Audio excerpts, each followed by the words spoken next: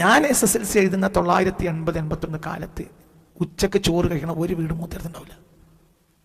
മുത്തിയുടെ ഒരു പഞ്ചായത്ത് 14-16 വാർഡുള്ള പഞ്ചായത്ത് മുത്തിയുടെ 80-81 ഉച്ചക്ക് ചോറ് കഴിക്കുന്ന ഉച്ചക്ക് കഞ്ഞി എന്നാ പറയാം. രാത്രി ചോറ് ഉണ്ടാവില്ല, പല വീടുകളിലും ഒക്കെ കഞ്ഞിയിരിക്കും. റമളാൻ മാസത്തിൽ കഞ്ഞി കുടിച്ച് നോമ്പുറക്കും.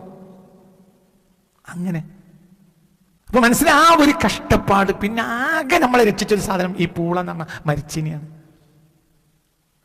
അതിന് വിവിധ വകഭേദങ്ങൾ ഉണ്ടാക്കും. അതായത് പൂളക്ക് വിവിധം, അതായത് പൂളന്റെ കാലത്താണെങ്കിൽ അത് പച്ചയായി കഴിക്കും, കൂട്ടം വെച്ച് കഴിക്കും, കറിയാക്കി കഴിക്കും.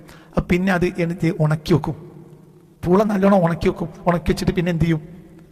വാട്ടി വെക്കും. വാട്ടിയിട്ട് എടുത്തു വെക്കും. പൂള വാട്ടിയിട്ട് എടുത്തു വെക്കും.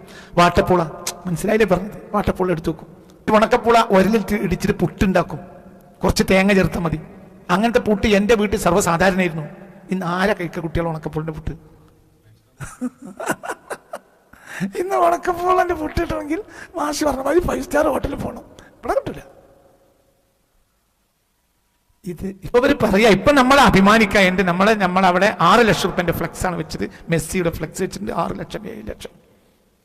എൻ്റെ അക്കാക്ക, എൻ്റെ വല്ലിപ്പ, എൻ്റെ മൂത്താപ്പ 10 മരുന്ന് ചാടിയിട്ട് അറബിക്കടയിൽ കിടന്ന് ചത്തതാണ്. എനിക്കതറിയോ? പട്ടി കിടന്നിട്ട് അത് എനിക്കറിയോ?